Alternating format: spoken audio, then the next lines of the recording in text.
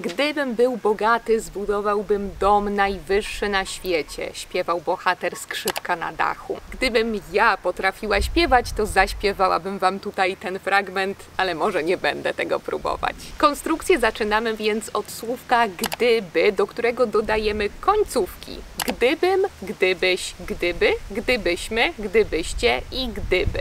Potem mamy czas przeszły w formie on, ona albo oni, one. To zależy, o kim mówimy. Kiedy mówię o sobie, powiem gdybym potrafiła śpiewać, więc użyję formy ona. Ona potrafiła. Dlatego, że jestem jedna i jestem kobietą, czyli liczba pojedyncza, rodzaj żeński. Bohater w Skrzypku na dachu śpiewał gdybym był bogaczem, bo jest to mężczyzna. W liczbie pojedynczej był tylko jeden. Dlatego używał formy on był. Gdybym był. Do was mogę powiedzieć, gdybyście byli Polakami, nie oglądalibyście tego filmiku. Gdybyście byli. Bo filmik jest dla osób, które uczą się polskiego jako obcego.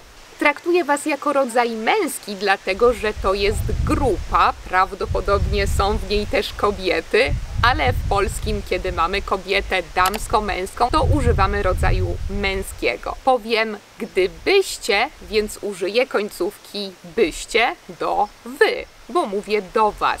Gdybyście byli. Ale jeśli mówię do moich uczennic i są tam tylko dziewczyny, mogę powiedzieć gdybyście były. Na przykład, gdybyście były wczoraj na mojej lekcji, już znałybyście zdania warunkowe, bo mówiłam o tym wczoraj. To jest ta pierwsza część zdania warunkowego.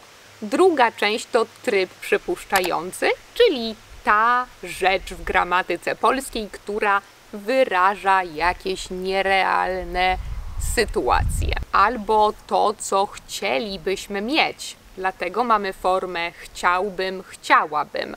Tworzymy go w bardzo podobny sposób. Używamy znowu formy ona, albo on, albo ono, albo oni, one i do tego dodajemy te same końcówki co do gdyby.